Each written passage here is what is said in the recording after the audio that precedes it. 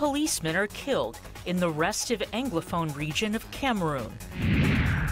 An American company pitches in to help with technology training in Malawi. And Microsoft looks to get back in the game with the launch of the Xbox One X. Africa 54 starts right now.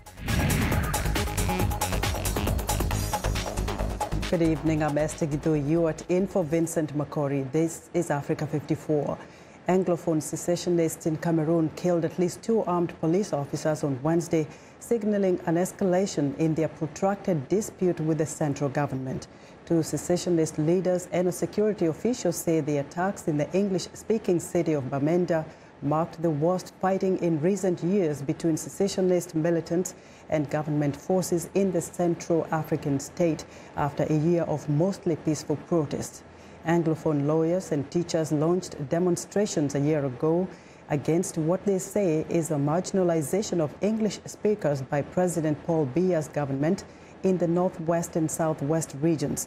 A harsh crackdown by state forces, including the use of helicopter gunships to fire on civilians, has killed dozens of people and bolstered support for the once fringe separatist movement ahead of presidential elections in 2018. Now, Zimbabwe's President Robert Mugabe on Wednesday said he fired Vice President Emmerson Mnangagwa because he was plotting to take power. Mugabe's comments came in a speech to a cheering crowd of ZANU-PF party loyalists. Mnangagwa, who has served under Mugabe's leadership since he led the effort to end British colonialism in 1980, has reportedly fled the country, but his exact location is unclear. Zimbabwe's head of war veterans, Chris Msavangwa, says the former vice president was safe and would soon travel to South Africa. Political analysts say the ouster of the longtime ally now clears the way for Mugabe to appoint his wife Grace Mugabe as vice president, putting her in a strong position to eventually replace her 93-year-old husband.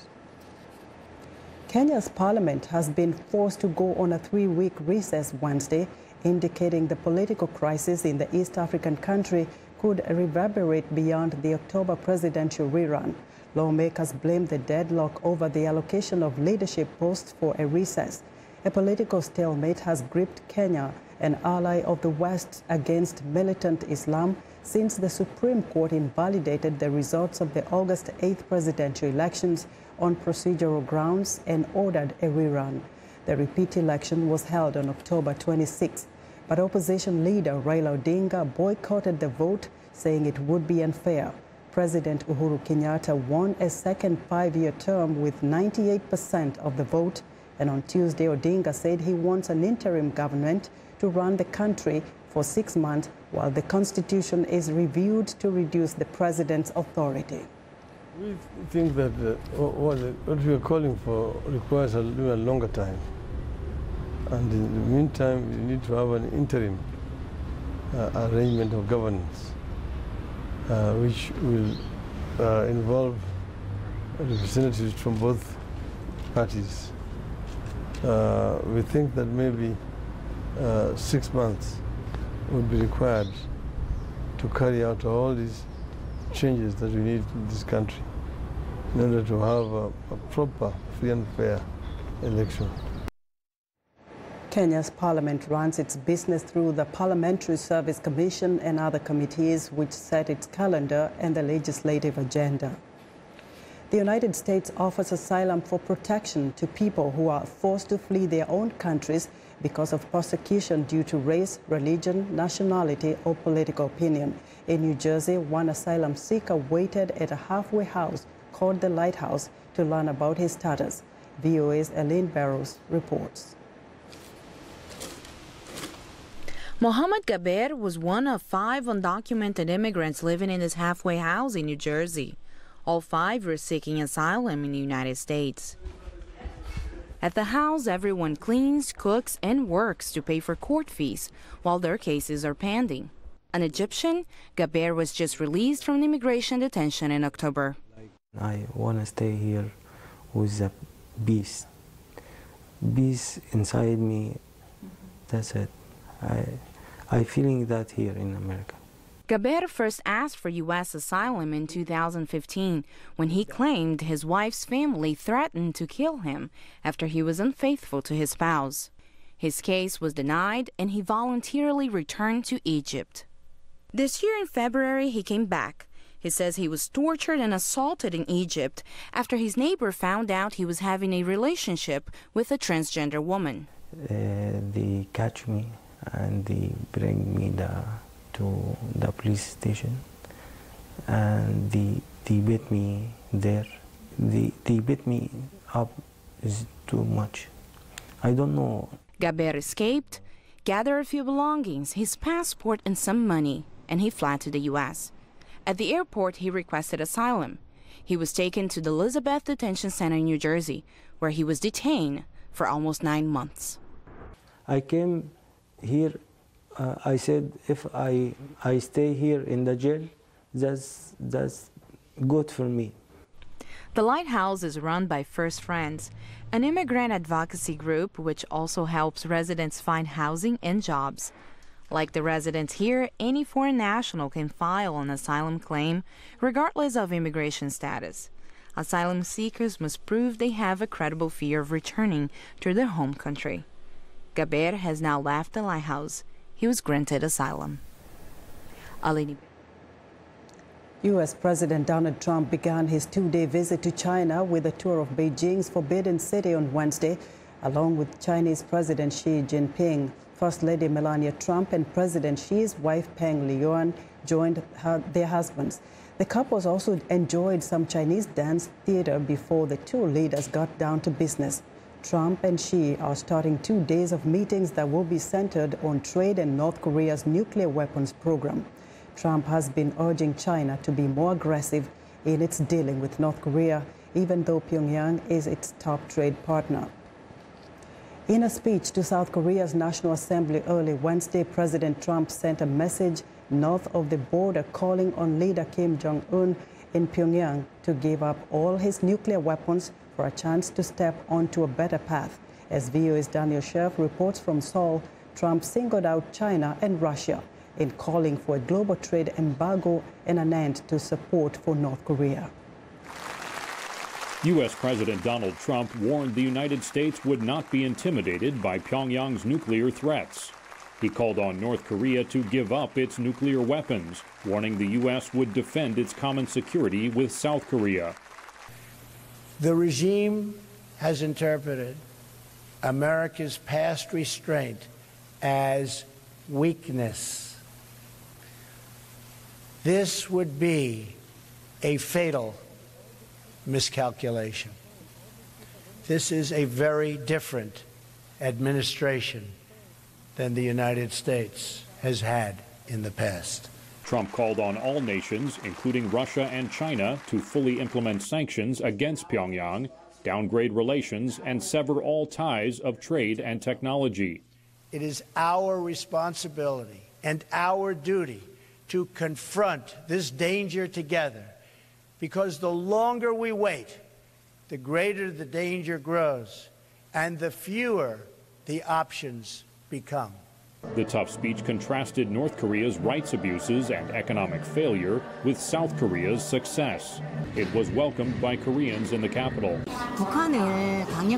We need to strongly pressure North Korea, but I think it will make lives of North Koreans difficult. It is very sad, but communism must be collapsed. Others expressed concern that pressuring Pyongyang could lead to war. Even if we isolate North Korea will continue nuclear development. Bringing North Korea to negotiate would be key, noted others. It is difficult to talk to North Korea directly. I think it is important to bring North Korea to talks, even with sanctions against it. Before departing for China, Trump and First Lady Melania honored South Koreans killed during the Korean War at Seoul's National Cemetery. During the war, more than 60 years ago, China prevented North Korea's collapse, a role that many say it has played ever since. Daniel Scherf, VOA News, Seoul. Here in the United States, as residents of the small town of Sutherland Springs, Texas, try to come to terms with the mass shooting of parishioners during a worship service last Sunday, chilling details are emerging about the gunman's past and the costly mistake that enabled him to legally buy his weapons, despite a history of domestic violence.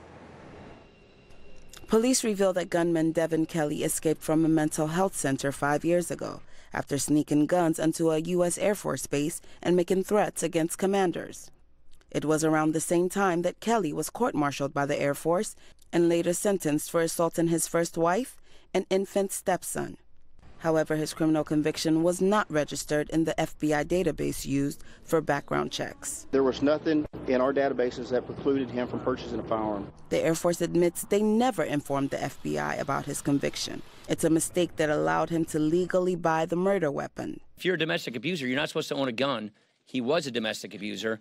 That's why we got all these questions with the Air Force right now, which is how did this get slipped through the cracks? How is it that this person who was convicted of domestic abuse by the Air Force, how did he get through the system and get a gun? As investigators search for answers about Sunday's attack, many argue the focus should be on gun control. If there wasn't so much easy access to getting guns, and that this wouldn't be happening. You know, people are just able to get these guns more freely, and there should be more higher rules and regulations and laws against guns. The number 2 Republican in the Senate says it's an issue where even a divided Congress can find common ground. There are areas of consensus, and that has to do with the background check system, keeping guns out of the hands of people with mental illness, convicted felons, people who commit domestic violence. But tragically, we saw the system fail, and 26 people are now dead, 20 more wounded. As the Sutherland Springs community tries to cope with the loss of their friends and neighbors, the nation resumes its argument over gun control. Jesuseme Oni, VOA News, Washington. We want to know what you think about Africa 54 and the stories we cover. Join the conversation on Facebook. The address is Africa 54. We're also streaming our show live on Facebook, so check us out and share our show with your friends. Coming up, tech training brings hope to young refugees in Malawi. Stay with us.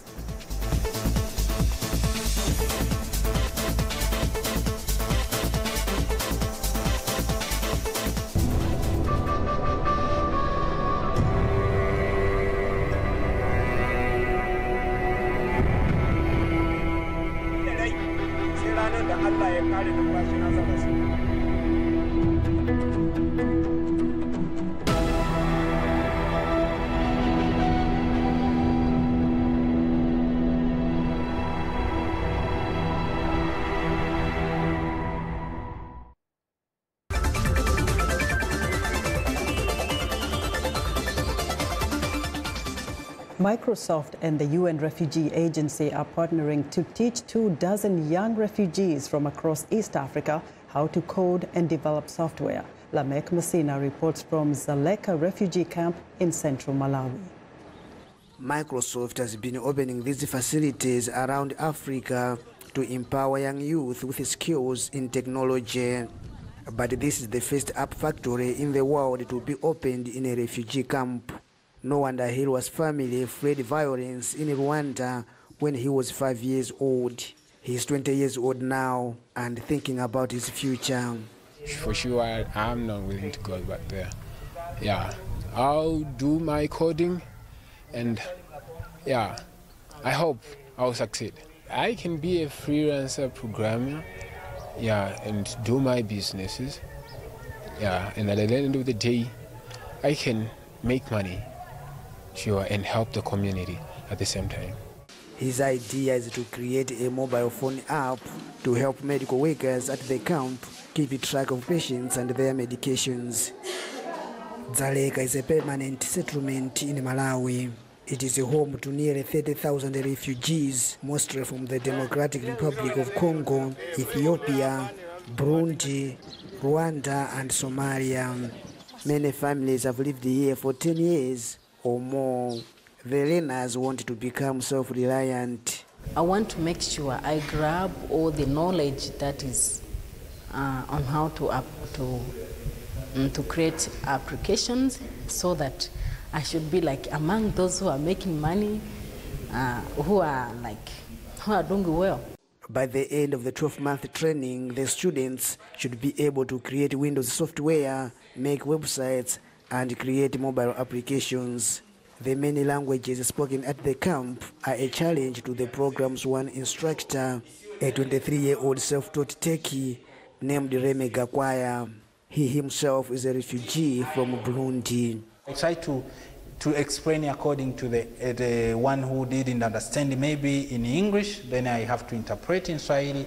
If that's not making sense still, I try to interpret in a very local language that we understand each other. Malawi prohibits refugees from working outside the camp, so for now, the learners are focused on finding tech solutions to challenges within the camp, like health care and the protection of women and girls. Lamek Masina for VOA News, Dzaleka, Malawi. Now, about 1 in 5 politicians in the United States is female, even though women make up just over half of America's population, with many saying 2018 could be the year of the woman. In American politics, new tools have become available for women running for office. VOA's Caroline Presutti shows us some high-tech and social media sites geared toward female candidates. We're going to get the lights put on. This is Erin Upchurch's first campaign video. Beth, do you want a mic or do you want me to? She's never run for any political office. Ready? I'm rolling. Upchurch will pay nothing to have this social media clip produced. My name is Erin Upchurch, and I am for putting women in their place. Everyone who works on the video is a volunteer. To have folks with resources who believe in what we're doing to want to support us in this way is huge. In the wake of the 2016 election, company founder Megan Park wanted to use her background in video to change the face of politics. She started the website Putting Women in Their Place for progressive candidates, and then she reached out to former media colleagues for help. Every single person's been like, great idea, what can I do? Great idea, sign me up. Great idea, let's get this done. And they're willing to give a day. Putting Women in Their Place is one of many social media resources assisting women in their political races. Emerge, a political program for Democratic women, started the Twitter hashtag #WhySheRuns to highlight female candidates and why more are needed.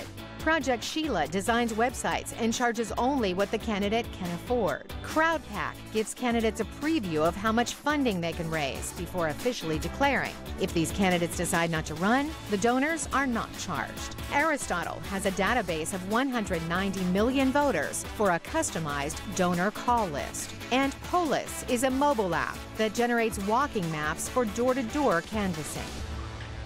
All these sites are great for newcomers.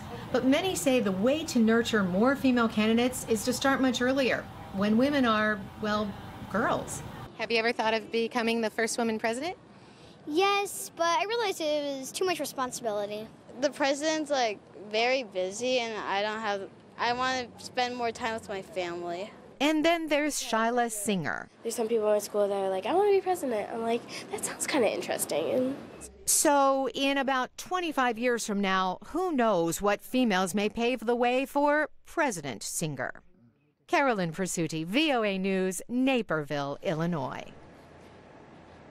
It's time now for a short break. Still to come on Africa 54. Can the new Xbox get Microsoft back in the game? We'll be right back.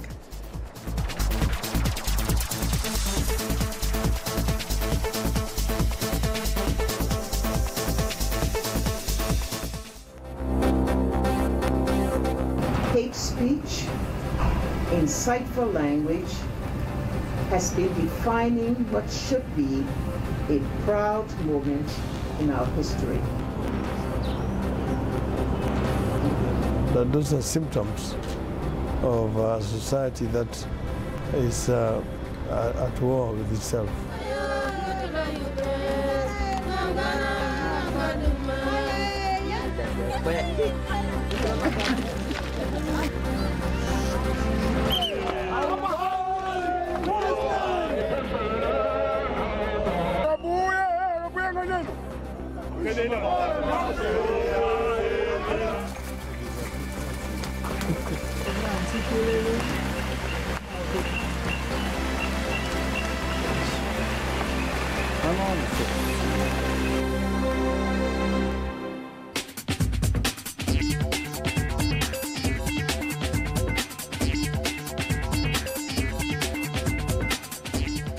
Welcome back to Africa 54. Here's what's trending. Microsoft's Xbox One X is officially on sale.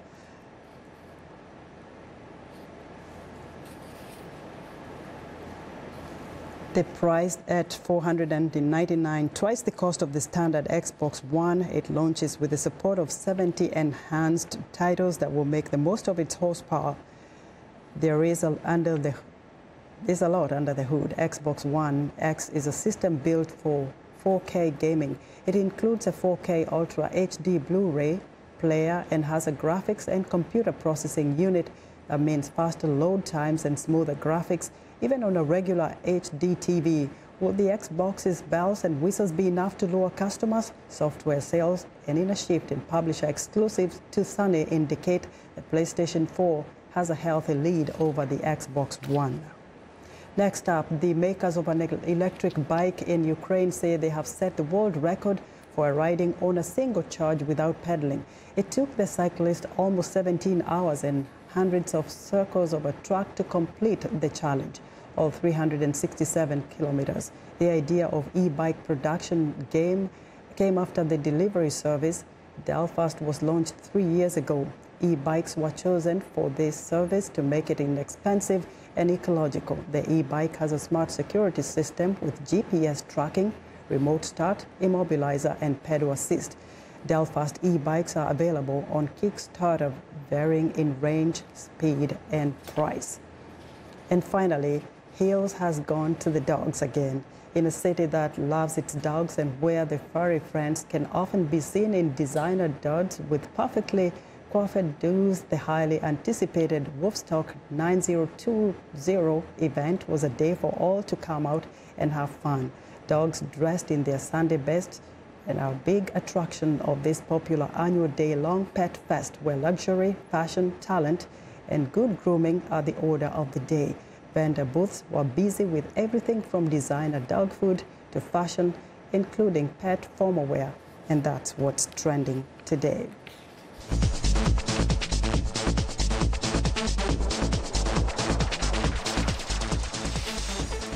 Now, Francis Tiafoe is the son of a Sierra Leonean immigrant and has been described as a future American tennis star. He is the third highest ranked teenager in the top 100 and a leading contender for the inaugural Next Generation American Tennis Player Finals at the end of the 2017 season. At 15 years old, Tiafoe became the youngest boys singles champion in Orange Bowl history. And at 15 years old, Tiafoe became the youngest boys single champion in Orange Bowl history, and he joins me here in the studio. Tiafoe, welcome to Africa 54 for the first time. Thank you. Appreciate now it. let's start with, where did this all start? I understand your parents are from Sierra Leone, they immigrated here. What is the inspiration behind this for you?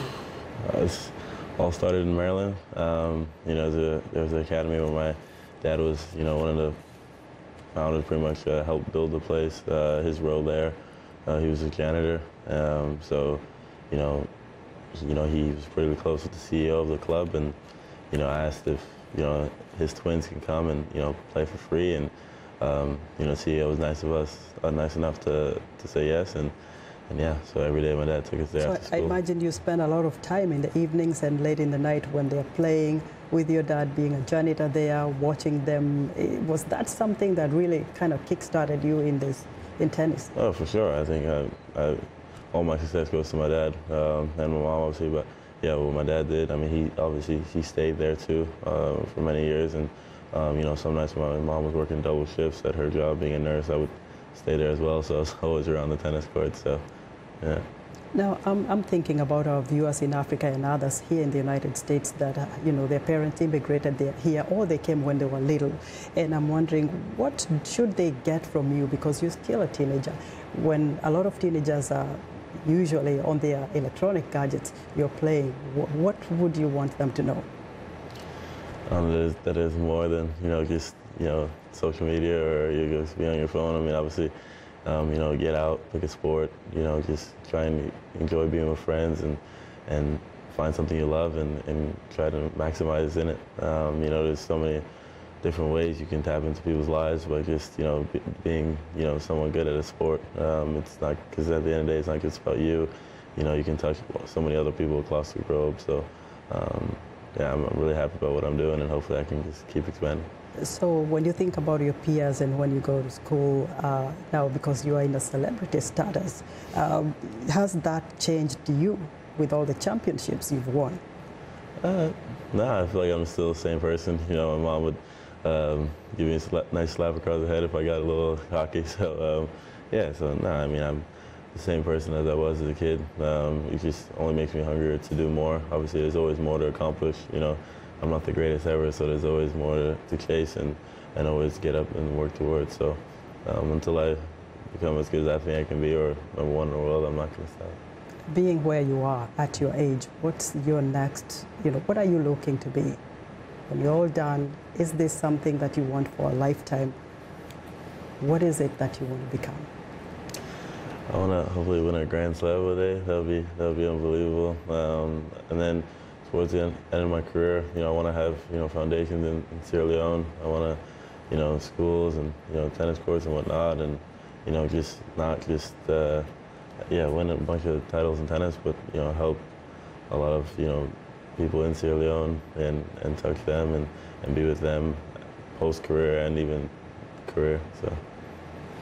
Wow. So have you been there yet in Sierra Leone? I was there when I was 8. I haven't been there in a long time. You haven't been there yet. Definitely plan on going the next year or so. It's something you would like the Sierra Leonean young men and women to learn. Exactly. Thank you very much, Tafo, for talking to us. Thanks for having me. Well, Francis Tafo is the son of a Sierra Leonean immigrant and a rising American tennis star. And that's our show for today. Be sure to watch Africa 54 on our website at voaafrica.com. For more news, tune in to VOA's evening radio show, Africa News Tonight, at 1800 UTC, and in the mornings to Daybreak Africa between 0300 and 0600 UTC, Monday through Friday. Thanks for watching, and good night from Washington.